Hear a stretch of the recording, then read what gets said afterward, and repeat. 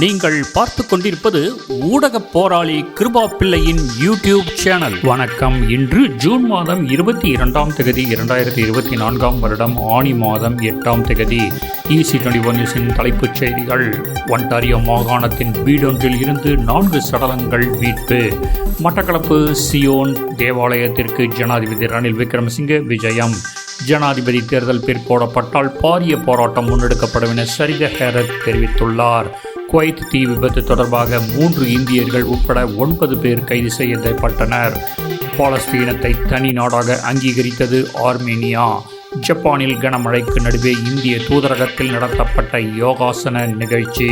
அரசு அலுவலகங்களில் அம்பேத்கர் படம் கட்டாயம் நிறுவ வேண்டும் என முதல்வர் சீதாராமையா உத்தரவு. த்ரில்லர் கதையில் நடிக்கிறார் RJ பாலாஜி. இனி EC21 நியூஸின் விரிவான செய்திகள். ஒன்டாரியோவின் ஹரோவ் பகுதியில் வீடொன்றில் இருந்து 4 சடலங்கள் மீட்கப்பட்டுள்ளன. இந்த மரணங்கள் சந்தேகத்திற்கிடமானவையா அல்லது விபத்தா என்பது பற்றிய விவரங்கள் வெளியிடப்படவில்லை. இந்த சம்பவத்தினால் பொதுமக்களது பாதுகாப்பிற்கு அச்சுறுத்தல்கள் கிடையாது என போலீசார் தெரிவித்துள்ளனர். இந்த சம்பவம் இடம்பெற்ற பகுதியில் பாரிய அளவிலான போலீசார் குவிக்கப்பட்டுள்ளதாக தெரிவிக்கப்படுகின்றது. சம்பவம் தொடர்பில் போலீசார் விரிவான விசாரணைகளை ஆரம்பித்துள்ளனர். உயிர்த்த ஞாயிறு தாக்குதலில் சேதமடைந்த மட்டக்களப்பு சியோன் தேவாலயத்திற்கு இலங்கை ஜனாதிபதி ரணில் விக்ரமசிங்கே இன்று விஜயம் செய்தார். அதன் புனரமைப்பு பணிகளில் ஏற்பட்டுள்ள தாமதம் குறித்து அறிக்கை சமர்ப்பிக்குமாறு அதிகாரிகளுக்கு ஜனாதிபதி உத்தரவிட்டார். ஜனாதிபதி செயலகத்தின் நிதியுதவியுடன் புனரமைப்பு பணிகளை பூர்த்தி செய்ய இலங்கை இராணுவத்தின் உடனடி உதவியை வழங்குமாறு இராணுவ தளபதிக்கு ஜனாதிபதி பணிப்புரை விடுத்தார்.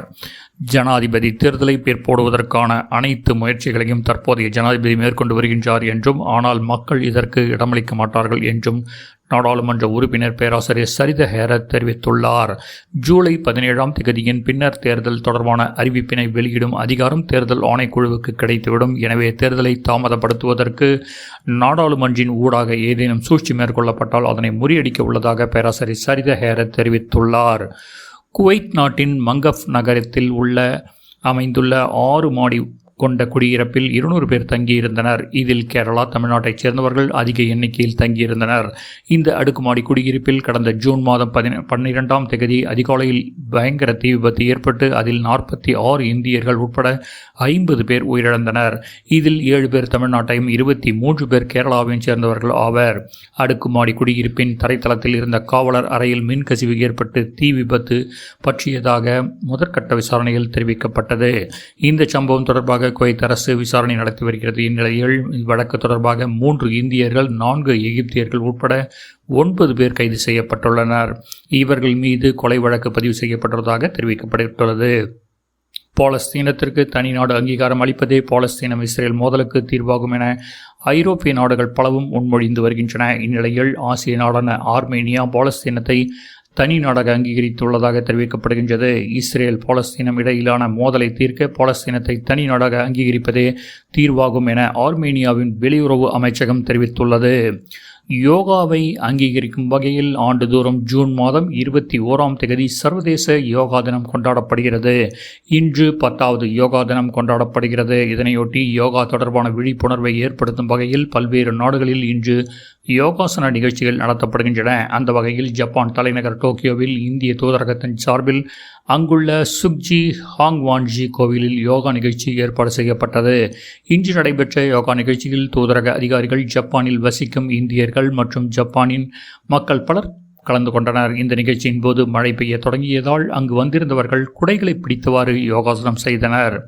கர்நாடகாவில் உள்ள அனைத்து அரசு அலுவலகங்கள், அரசு உதவி பெறும் கல்வி நிலையங்கள் அனைத்திலும் பாபா சாஹேப் அம்பேத்கரின் உருவப்படத்தை கட்டாயம் நிறுவ வேண்டும் என அம்மாநில முதல்வர் உத்தரவிட்டுள்ளார். உள்துறை அமைச்சர் G. பரமேஸ்வரா கர்நாடகாவில் உள்ள அனைத்து அரசு அலுவலகங்கள், பள்ளி கல்லூரிகள், அரசு உதவி பெறும் கல்வி நிலையங்கள், நீதிமன்றங்கள் அனைத்திலும் பாபா சாஹேப் அம்பேத்கரின் உருவப்படத்தை கட்டாயம் நிறுவ வேண்டும். இந்த கோரிக்கை நீண்ட காலமாக பல்வேறு தரப்பினரால் எழுப்பப்பட்டுள்ளது என கூறி அதற்கான முடிவினை முன்மொழிந்தார். இதனை அனைத்து அமைச்சர்களும் ஏற்று ஒப்புதல் அளித்தனர். $1 மில்லியன் ஸ்டுடியோஸ் MRP என்டர்டெயின்மெண்ட் சார்பில் நாசரேத் பஸ்லியான், மகேஷ் ராஜ் பஸ்லியான், யுவராஜ் கணேசன் தயாரிக்கும் அடுத்த படத்தில் RJ பாலாஜி ஹீரோவாக நடிக்கிறார். அவரின் பிறந்தநாளை முன்னிட்டு அதிகாரப்பூர்வமான அறிவிப்பை போஸ்டராக படக்குழு வெளியிட்டுள்ளது. அந்த போஸ்டரில் அவர் முன் இரத்தக்கரை பிடிந்த கத்தியுடன் வெட்டப்பட்ட கேக் இருக்கிறது. அருகில் மது பாட்டில், பிளேடுகள் இருக்கின்றன. இது த்ரில்லர் படம் என்று கூறப்படுகிறது. இதன் இயக்குனர் உள்ளிட்ட விவரங்கள் விரைவில் வெளியாக இருக்கின்றன. மேலும் இந்திய செய்திகள், கனடிய செய்திகள் மற்றும் சினிமா செய்திகளுக்கு எங்களுடன் தொடர்ந்து இணைந்திருங்கள். நன்றி. செய்திகளை உடனுக்குடன் தெரிந்து கொள்ள எமது இணையதளமான easy24news.com இணையதளத்தை பார்வையிடுங்கள்.